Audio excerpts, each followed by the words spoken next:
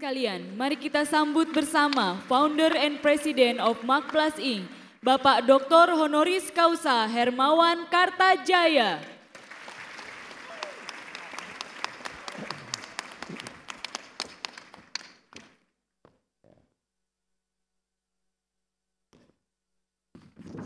Selamat pagi. Assalamualaikum warahmatullahi wabarakatuh. Bapak Menteri Perindustrian, Bapak MS Hidayat yang saya hormati, juga Ketua Komite Ekonomi Nasional yang saya hormati, Pak Khairul Tanjung, my boss. Ini ada bos saya di sini, Excellency, Duta Besar Republik Ceko di Indonesia, yang mulia Pavel Resak.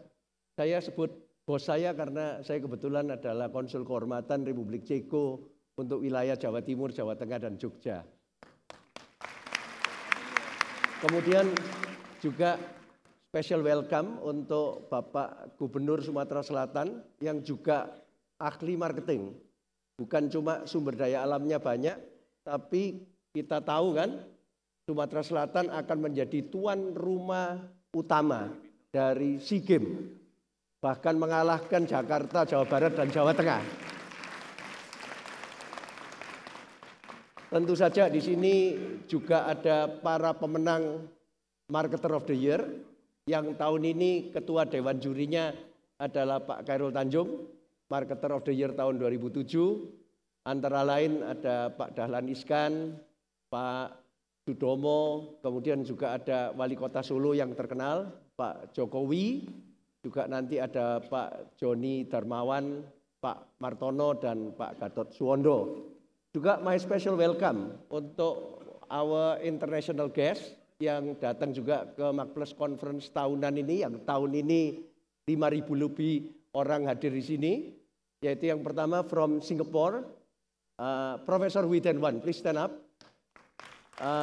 Dia co-author saya untuk 2 buku yang saya tulis bersama Profesor Philip Kotler, dan beliau adalah Direktur Nanyang Technopreneurship Center di Singapura. Juga bersama beliau ada Profesor Nilanjan Sen. Where are you, Profesor Nilanjan Sen? Associate Dean untuk Executive Education dan Nanyang Fellows. Oh, he is in the Jakarta Governor Office ya. Profesor Nilanjan lagi diterima oleh Pak Fauzi Bowo karena setiap tahun student Nanyang Fellows yang berasal dari seluruh ASEAN itu selalu hadir di Marketplace Conference, dan setiap tahun mereka melakukan ritual ketemu dengan Gubernur DKI Jakarta. Dan sekarang mereka berada di kantor Gubernur dan nanti akan bergabung di sini.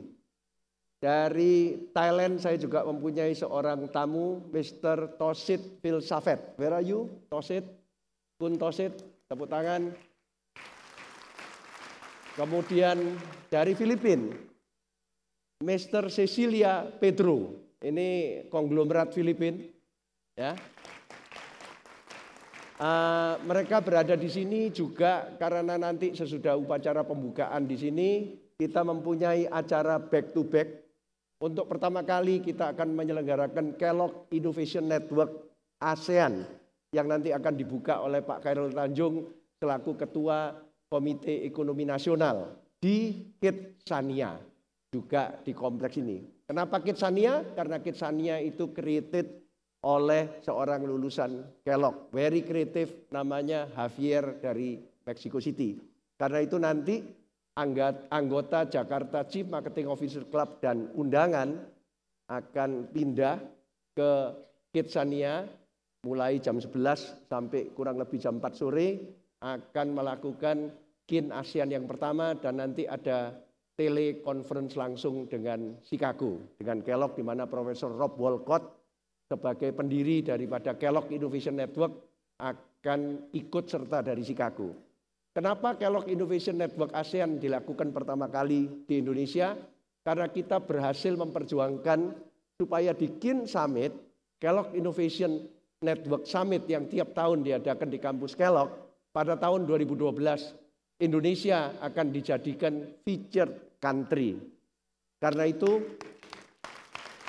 hari ini kita mulai dengan Kin ASEAN. Ibu bapak saudara sekalian, Tiap tahun kita berkumpul di sini dan tiap tahun Makplas mempunyai tanggung jawab untuk menerbitkan white paper seperti ini, yaitu Marketing in Indonesia tahun 2011, Key Reference for Your Marketing Strategy. Untuk menyusun white paper ini, tim consulting kami mengumpulkan banyak informasi dari mana-mana. Sumber banyak didapat, antara lain yang paling banyak tentunya dari Pak Khairul Tanjung sendiri. Sebagai Ketua Komite Ekonomi Nasional, kita bolak-balik berkunjung ke kantornya Pak Khairul dan minta informasi yang terupdate. Bahkan saya tadi duduk di samping Pak Khairul juga lagi diupdate lagi dengan data terakhir, nanti saya akan sampaikan. Saya juga berkunjung pada Pak Hatta Rajasa, Menko Perekonomian dan Industri, untuk tanya dengan beberapa menteri juga.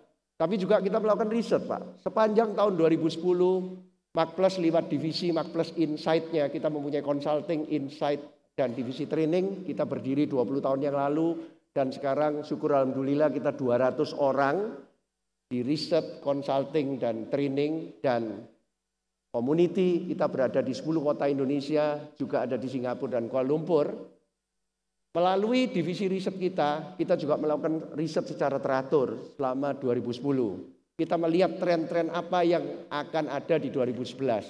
Nah, semuanya dituangkan di sini, di beberapa kursi yang berada di barisan depan, yang di VIP Anda bisa menemukan white paper kita, tapi mohon maaf, untuk yang lain kita memang tidak cetak, tetapi nanti akan ditaruh di internet kita. Coba secara singkat saya akan menunjukkan bagaimana pandangan kita, bukan economic outlook tapi marketing outlook tentang 2011. Kita lihat, sebagai executive summary kita lihat bahwa kalau kita lihat anatomi tahun 2011 ini memang unik. 2011 buat kita di Makplas kita bagi menjadi Y2K. Anda masih ingat Y2K kan?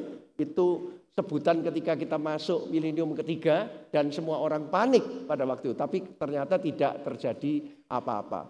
Tapi kita memang melihat bahwa tahun 2000-an sebagai permulaan dari milenium ketiga itu nanti akan penuh dengan uncertainty. Karena komputer dengan komputer sudah berinteraksi satu sama lain, informasi begitu banyak, itulah yang menyebabkan uncertain. Ada satu paradoks katanya, kalau informasi tambah banyak mestinya pengambilan keputusannya makin gampang, tapi ternyata enggak.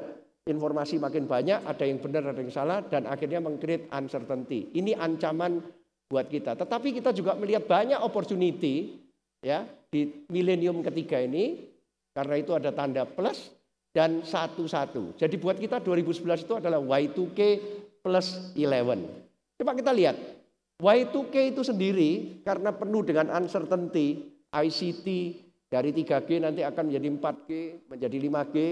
Saya diajarin oleh Pak Nyoman yang ada di sini juga, Direktur Konsumer Telekomunikasi.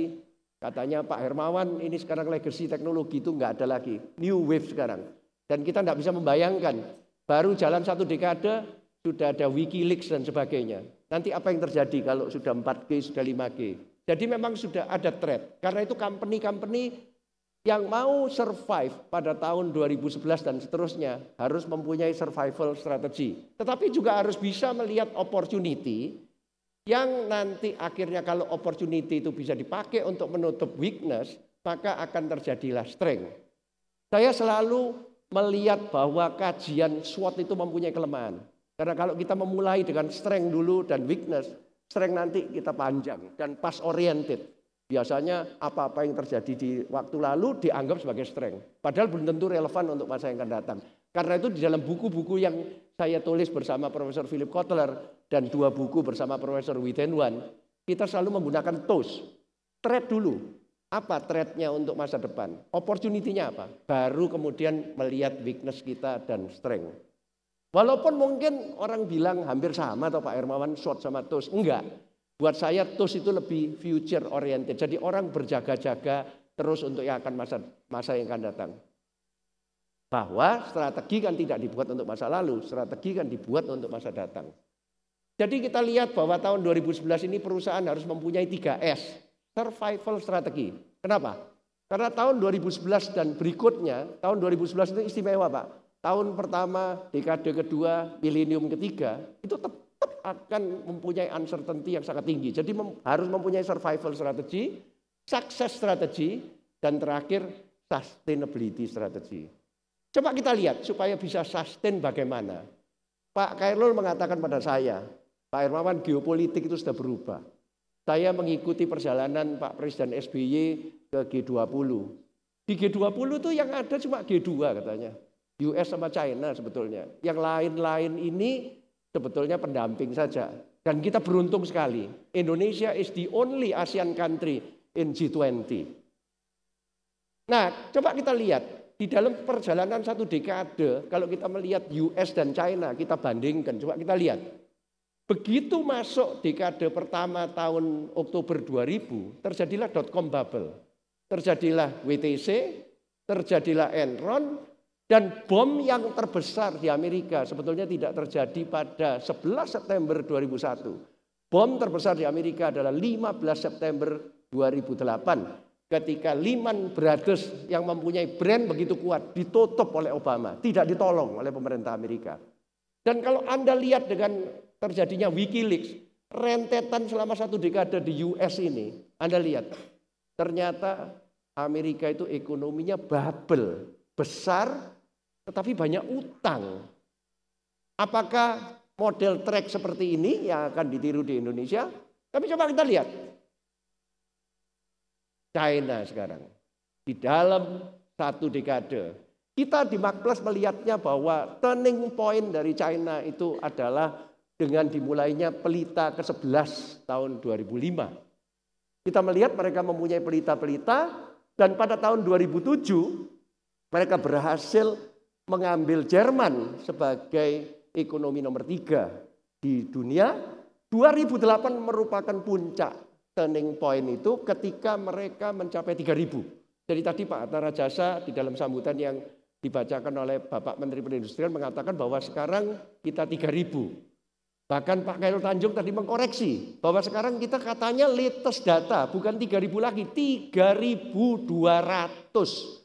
US dollar per kapita. China mencapai 3.000 pada tahun 2008 pada waktu mereka juga dipercaya untuk menyelenggarakan Olimpik. Coba kita lihat 2009 langsung sesudah 3.000 mereka take over US sebagai the largest auto market. Jadi domestic marketnya yang begitu besar merupakan kekuatan luar biasa 1,3 miliar. Dan bukan cuma itu saja, overtake Jerman sebagai the largest exporter. Jadi domestiknya kuat, tapi ekspornya juga menjadi luar biasa. Selanjutnya di tahun 2010, tahun ini mereka berhasil menjadi nomor 2 di dunia dan justru juga bukan cuma devisa yang mereka punya yang terbesar, tetapi largest holder of US Treasury. Dulu Jepang, sekarang Amerika, China. Jadi Anda bayangkan, kalau Anda lihat antara G2 ini tadi, US dan China, tracknya selama dekade pertama itu sangat berbeda. Yang satunya utang terus dan the bubble burst, tetapi yang China ini solid betul-betul dan duitnya luar biasa banyaknya. Sehingga Pak Khairul Tanjung bilang sama saya, wah kalau Anda berada di G20 Anda akan melihat bahwa China itu menjadi kekuatan baru. Bagaimana Indonesia sekarang? Anda sudah baca mungkin ya di koran bahwa Presiden SBY menugasi Ketua Ken Pak ya untuk belajar dari China. Nah itu Pak Khairul baru pulang dari China.